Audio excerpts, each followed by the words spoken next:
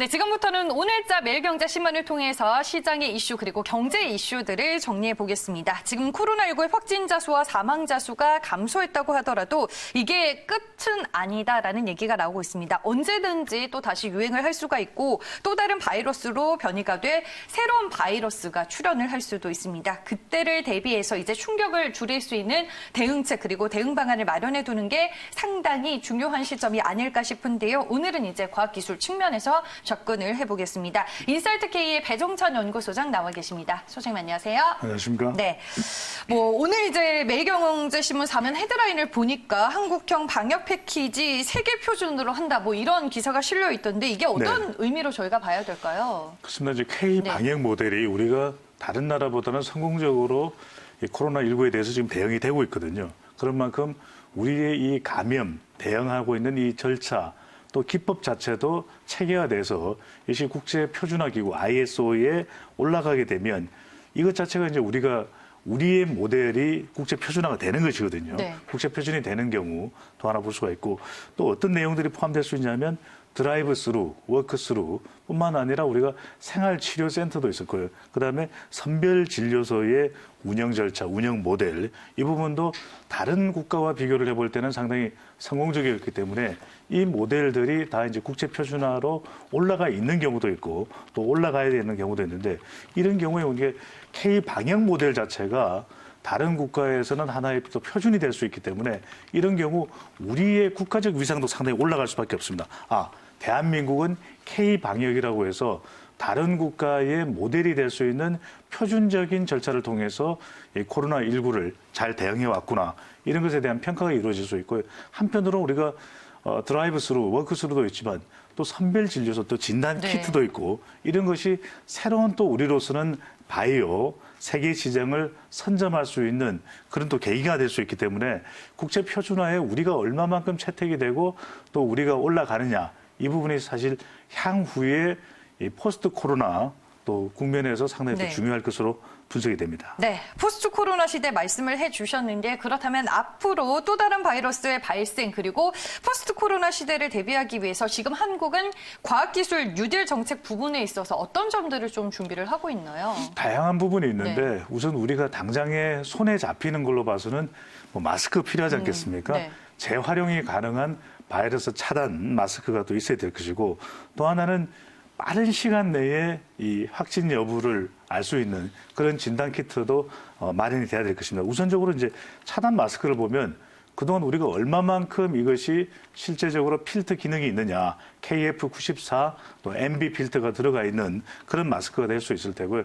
이것이 이제 100에서 500 나노미터, 1 나노미터는 100억 분의 1미터가 됩니다. 그러니까 상당히 작은 구조죠. 이 작은 이 섬유 구조물의 형태가 이제 유지가 되는 것인데 에탄올로 분무 소독을 해도 이 구조 자체가 무너지지 않기 때문에 2번, 3번, 심지어는 10번까지도 사용 가능한 재활용 가능한 바이러스 차단 마스크가 이제 개발이 돼야 된다는 것이 중요한 또 뉴딜 정책이 될 수 있겠고요. 또 하나 중요한 것은 이 진단을 해내야 됩니다. 이 진단 키트의 기능인데 이 진단 키트도 초단시간에 확진자 판정이 가능한 그런 제품이 될 수 있을 텐데 지금 우리가 대체로 6시간 정도 걸려서 알아낸다라는 이야기도 있는데 더 빠른 시간 내에 2-3시간 심지어는 그보다도 더 빠른 30분 이내에도 이 확진 여부를 알아낼 수 있는 진단 키트가 나올 수 있다라는 이야기를 하고 있는데 결국에는 또 중요한 것이 여기서 감지가 되고 나면 이 정부가 운영하는 스마트폰 앱에 이제 보내져서 이것이 2주간 동안 어떤 동선을 유지해 왔는지 알려져야 되는 것이 그만큼 또 이 확산되는 것 자체를 차단할 수 있는 길 아니겠습니까? 그런 만큼 이 마스크와 진단 키트 양쪽 분야에 모두 또 새로운 뉴딜 정책을 통해서 만들어질 것으로 보입니다. 네, 이번에 진단 키트를 포함해서 의료기술 그리고 방역체계 관련된 앱 등 이 부분이 전 세계적으로 좀 인정을 받기도 했습니다. 앞으로 이제 여러 가지 기술 구현이 어렵지는 않다고 하더라도 제품 출시 등에 있어서는 또 상당히 문제가 있을 수도 있다라는 이런 지적이 있던데 그렇습니다. 어떤 것들이 있을까요? 이게 또 아이디어 차원에서 머물러 버리면 개발하는데 상당한 시간이 또 걸릴 수밖에 없거든요. 그래서 중요한 것이 첫 번째 우리가 이것이 많은 확진자가 발생할 가능성이 있는 것이고 그렇다면 빨리 또 공급이 돼야 되기 때문에 얼마만큼 대량 생산이 또 가능한지도 중요한 것이고 하나는 너무 비싸면 우리가 감당하지 못하는 그렇죠. 것이거든요. 네. 그만큼 또 경제성도 확보를 해야 됩니다. 그런 만큼 중요한 것이 사업 초기부터 이것이 아이디어 차원에서 머무르는 것이 아니라 이 산학연, 그래서 이것이 연계가 돼서 개발하는 초기 단계부터 협업이 돼야지 이것이 빠른 시간 내에 생산도 가능하고 그만큼 대량 생산과 또 경제성도 확보할 수 있는 그런 방안이 될 수 있겠고요. 또 중요한 것은 우리가 이것을 만들어내는 데 있어서 여러 가지 또 부작용들도 있습니다. 개발하는 과정에 있어서 대표적인 것이 이 나노 구조가 이제 뜯어져 나가는 것이 우리가 주로 이제 이 마스크에 있는 항바이러스 필터가 될 수 있는데 이런 탈리 현상 자체도 미리 충분히 이 생산하는 과정 또 생산을 그 기술을 개발하는 과정에서 충분히 이 부분이 검토된다면 이런 문제점들을 해소하고서 최종 완제품을 개발할 수 있는 것이거든요.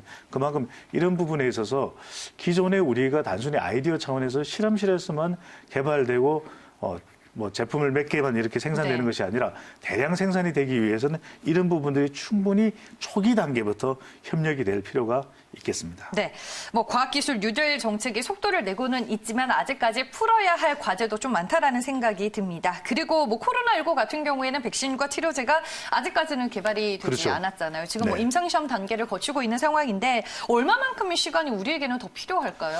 이게 알 수가 없습니다. 네. 결과적으로는 지금 임상 3단계 또는 임상 초기 단계에 있는 여러 가지 경우가 있는데 중요한 것은 이 백신이 결과적으로는 지금 당장에 효능이 감지는 된다고 하더라도 네. 이것 자체가 우리 신체에 문제가 없어야 되고 그리고 대량으로 많은 사람들에게 이것이 전달이 돼야 되기 때문에 이런 충분한 임상시험 이후에야 우리가 최종적으로 개발이 됐다 백신 또는 치료제가 개발이 됐다고 우리가 확신을 할 수가 있기 때문에 이 시간은 상당히 걸릴 수밖에 없습니다. 언제 될지는 뭐 단정 내릴 수가 없는데 최소한 임상시험 과정 기간을 감안한다면 뭐 1년, 2년 정도는 걸릴 수밖에 없을 것이다. 그러면 더 빨리 되면 좋겠죠. 그런데 그것을 뭐 막무가내로 서두를 수만은 없는 것이기 때문에 이 기간 동안에 우리가 어떻게 대비해야 되는지도 너무나도 중요할 수밖에 없는 것이고 또 하나 중요한 것이 뭐 임상 결과에 따라서 기간은 달라질 수밖에 없습니다. 그렇다면 이것을 얼마만큼 제대로 기존에 지금 어느 정도 효능이 있다라고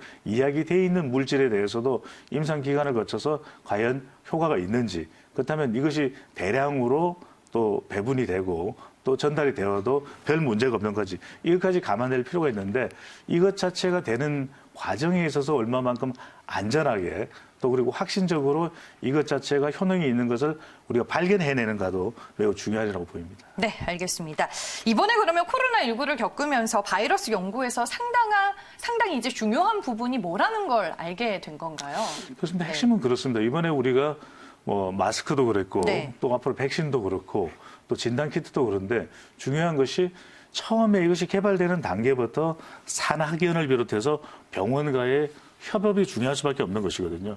이것이 병원과 협업이 되지 않으면 결과적으로 기술과 또 실제 임상에 들어가는 이 정도 또 실제 최종적으로 완제품이 나와서 전달돼서 이것이 실제 진단키트 또는 마스크가 활용되는 단계에서 충분히 이것이 별 문제가 없는지 확인이 되는 것이 필요한데 그렇지 않으면 정작 개발되고도 여러 가지 문제점 때문에 실제 활용이 되지 못하는 경우들도 발생을 하게 되거든요. 그렇기 때문에 중요한 것은 초기 단계부터 산학연 이 협업을 통해서 과연 이것의 기술적인 문제점은 없는지 실제 병원과 협업을 통해서 이 확진자들의 또 적용이 되는 데 있어서의 문제점은 없는지 이것 자체가 다 검토되고 난 이후에 최종적으로 완제품이 되는 과정을 가야지 그렇지 않는다면 여러 가지 문제가 발생할 수 있고요. 또 하나 중요한 것이 이 확진자의 혈액을 이용한 면역 반응 연구도 필요합니다. 그래서 확진자가 과연 항체가 형성됐을 때 그것 자체가 이것을 또 극복할 수 있는 하나의 또 기술로서 우리가 만들어질 수 있는지 항체를 이용한 가능한 부분인지 이 부분도 연구가 필요할 것으로 보입니다. 네. 그러면 이제 백신과 치료제 등 신약 개발 측면에서는 유럽과 미국 그리고 한국의 시스템 현황과 경험을 좀 비교해 보면 어떤 상황인가요?